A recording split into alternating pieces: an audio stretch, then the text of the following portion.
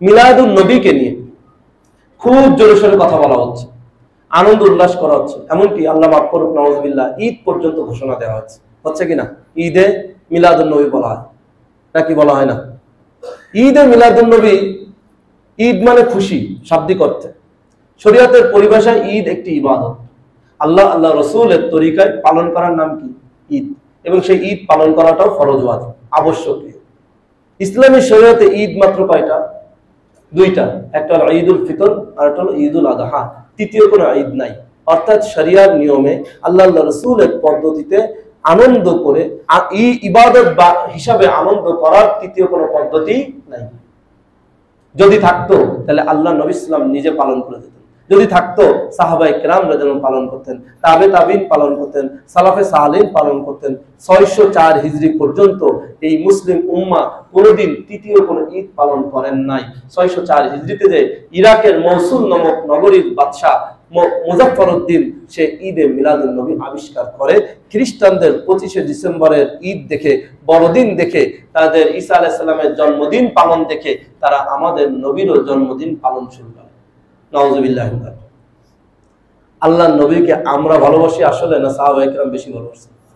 সাহাবায়ে কেরাম আসল ভালোবাসতেন। সেই সাহাবীরা তো আনন্দ করতে যে ঈদ পালন করলেন না। তাবিন সালাফে সালেহিন, দিন যত যাচ্ছে আমরা কমতেছি না? আমরা কম, বাস্তব আমরা তো কমই, ওনাদের মতন আমরা করতে পারতেছি না, কিন্তু তারা তো পালন করলেন না, আমরা করতেছি। ইবাদত হিসাবে পালন করার কোনো সুযোগ নাই। ইবাদত যদি এটা হতো তাহলে নবী সাল্লাল্লাহু আলাইহি ওয়াসাল্লাম এই ওয়াজিব তরক করে গেছেন। নাউজুবিল্লাহ। কি বুঝেন এই কথা? সাহাবায়ে কেরাম এই ওয়াজিব তরক করে গেছেন, তাই না? বরং তো নাউজুবিল্লাহ বলা হচ্ছে এটা নাকি সব ঈদের বড় ঈদ। নাউজুবিল্লাহ। তাহলে সেই ওয়াজিব তরক কে করে গেছেন? নবী সাল্লাল্লাহু আলাইহি ওয়াসাল্লাম, সাহাবে। এটা জয়ীফ হাদিস কেউ দেখাতে পারবে না যে নবী সাল্লাল্লাহু আলাইহি ওয়াসাল্লাম, সাহাবায়ে কেরাম হ্যাঁ নবী তার জন্মদিন কিন্তু পালন করছেন। কিভাবে পালন করছেন? নবী সাল্লাল্লাহু আলাইহি ওয়াসাল্লাম প্রতি সোমবার রোজা রাখতেন। সাহাবায়ে কেরাম আরজ করলেন, ইয়া রাসূলুল্লাহ আপনি প্রতি সোমবার রোজা রাখেন কেন? কি ডায়েট করেন? হ্যাঁ, নাকি কি? কথার কথা আমাদের ভাষায়। নবী সাল্লাল্লাহু আলাইহি ওয়াসাল্লাম উত্তর দিলেন, আল্লাহ তাআলা এই দিন আমাকে জন্ম দান করেছেন, সেটা শুকর হিসাবে আমি সোমবার রোজা রাখি। কি বোঝেন নাই? তাহলে নবী সাল্লাল্লাহু আলাইহি ওয়াসাল্লামের জন্মদিন যদি পালন করতে হয় কিভাবে? খেয়ে না খেয়ে? আর আমরা হলো সিন্নি রুটি, জিলাপি। তাহলে বোঝা গেল আমরা হলো সব হলো দুধ খা মজনু, রক্ত দিয়া নয়।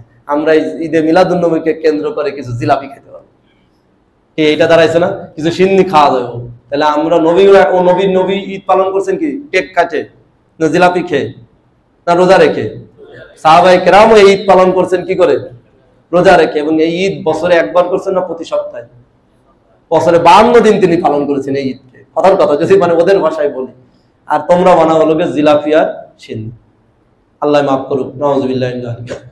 নবী সাল্লাল্লাহু আলাইহি ওয়াসাল্লামের জন্ম অবশ্যই নিঃসন্দেহে দুনিয়ার মানুষের মধ্যে সবচেয়ে বেশি আনন্দের জিনিস, সবচেয়ে বেশি খুশির জিনিস, এতে কোনো সন্দেহ নাই। এটা অস্বীকার করলে ঈমান থাকবে না। নাকি বোঝাতে পারি নাই? পৃথিবীর জন্য, মানুষের জন্য, সমাজের জন্য, সমস্ত গ্রহ নক্ষত্রের জন্য নবী ইসলামের জন্মটা ছিল আনন্দের দিন। শুধু তাই নয়, জন্ম নয়, বরং নবী ইসলাম নিজে বলেন, সহিহ হাদিসে এসেছে যে আমার মা যেদিন প্রথম আমাকে গর্ভে ধারণ করলেন, আমি তার পেটে আসলাম, সেদিন সিরিয়ার বুসরা নামক এলাকা পর্যন্ত আলোকময় হয়ে গেছে। মক্কা থেকে কয়েক হাজার মাইল ধরে সিরিয়া, তুরস্কের কাছে সেই বুসরা নগরী, মানে এই মক্কা থেকে বুসরা পর্যন্ত সব আলোকময় হয়ে গেছে। সুবহানাল্লাহ। যেদিন নবী সাল্লাল্লাহু আলাইহি ওয়াসাল্লাম জন্মগ্রহণ করেন সেদিন তার ঘরের মধ্যে বিশাল নূরে নূরান্বিত হয়ে গিয়েছিল। নবী সাল্লাল্লাহু আলাইহি ওয়াসাল্লামের মায়ের কপালে আলো হয়ে গিয়েছিল, চেহারার মধ্যে একটা আলাদা নূরানিয়ত হয়ে গিয়েছিল। নবী সাল্লাল্লাহু আলাইহি ওয়াসাল্লাম যেদিন জন্মগ্রহণ করেন সুবহে সাদিকের সময়, সেদিন শুধু যে মক্কা নগরী আলোকিত হয়েছে এমন নয়, বরং রাশিয়ার, রোমের, এই পারস্য এবং রোমের রাজ দরবারগুলো কেঁপে উঠেছিল। এমন কর্পণ যে তাদের ডায়মন্ড রাখা ছিল সেগুলো পড়ে গিয়েছে, খসে পড়েছে। চিন্তা করেন, এটাও আনন্দের দিন। নবী সাল্লাল্লাহু আলাইহি ওয়াসাল্লামের জন্ম অত্যধিক আনন্দের। এই আনন্দ প্রকাশ করাও ঈমানের দাবি, কিন্তু সেই আনন্দটাও প্রকাশ করতে হবে নবীর সুন্নাহ, সাহাবায়ে কেরামের তরিকায়, নিজের বানানো অনুযায়ী নয়। বুঝাতে পারছি কিনা? সেটার জন্য বড়দিনের মতন আনন্দ করা যাবে না, সাহাবায়ে কেরাম করেন নাই। নবী সাল্লাল্লাহু আলাইহি ওয়াসাল্লামের জন্মের আনন্দ মনের মধ্যে পুলক আসবে, খুশি হবে, ভালো লাগবে। ইস, যদি নবী ইসলাম আজকে না আসতেন তাহলে আমরা তো সেই জাহিলিয়াত আর বর্বরই থাকতাম, আমরা এই কোরআনের আলো পেতাম না, আমরা হাদিসের আলো পেতাম না, এই আল্লাহ বলে ডাকতে পারতাম না, এই জুমায় আসতে পারতাম না, নাজাতের আর জান্নাতের পথ দেখতে পারতাম না। এগুলোই তো তিনি আমাদেরকে দিয়েছেন, এই কোরআন আমরা পেতাম না।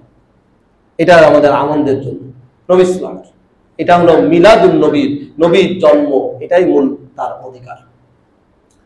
নবী সাল্লাল্লাহু আলাইহি ওয়াসাল্লামের শুধু জন্মে শেষ নয়, বরং জন্মের পর থেকে মৃত্যু পর্যন্ত সিরাতুন নবী, নবী সাল্লাল্লাহু আলাইহি ওয়াসাল্লামের জীবন চরিত্র পুরাটাই আমাদের আদর্শ, পুরাটাই আমাদের আনন্দের, পুরাটাই আমাদের মানার জিনিস। আল্লাহ তাআলা কোরআনে কোথাও বলে নাই খালি নবীর জন্ম নিয়ে আনন্দ করে আর কিছু করা লাগবে না, এটাই নাজাত পেয়ে যাবে, আজিলাফি খাও, এটা বলেন নাই। কি বলছেন? নবীর অনুসরণ করতে হবে, নবীকে মানতে হবে। নবীকে মানার জন্য নবীর সিরাত দেখতে হবে। নবীর জন্মের পরে নবী ইসলাম কি করেছেন সেটা আমাদের জন্য শিক্ষা। শিশু নবীর থেকে আমাদের শিক্ষা, কিশোর নবীর থেকে কিশোর শিক্ষা, যুবক নবীর থেকে আমাদের শিক্ষা, মধ্যবয়সী এবং একজন পরিবারের অধিকর্তা হিসাবে, স্বামী হিসাবে নবীর শিক্ষা, সন্তান হিসাবে নবীর শিক্ষা, একজন শ্রমিক হিসাবে নবীর শিক্ষা, ব্যবসায়ী হিসাবে নবীর শিক্ষা, একজন নবী হিসাবে, একজন ইমাম হিসাবে, একজন রাষ্ট্রপ্রধান হিসাবে, এক কথায় কোন গুণ ছিল না, সর্বমোহী শিক্ষা আমাদের জন্য রয়েছে। সবগুলো গ্রহণ করাই হবে আমাদের জন্য আসল মিলাদুন নবী এবং সিরাতুন নবী। কিন্তু আমরা